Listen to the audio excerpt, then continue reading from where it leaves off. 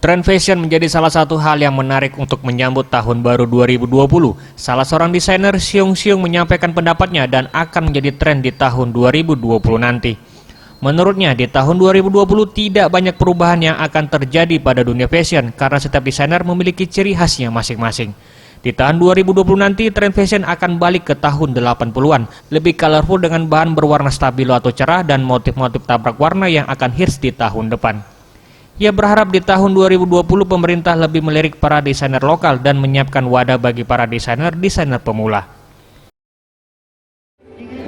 Untuk 2020, sebenarnya kalau kita bilang ada tren sekarang, sebenarnya kecenderungan adalah trennya masing-masing dikeluarkan sama desainer.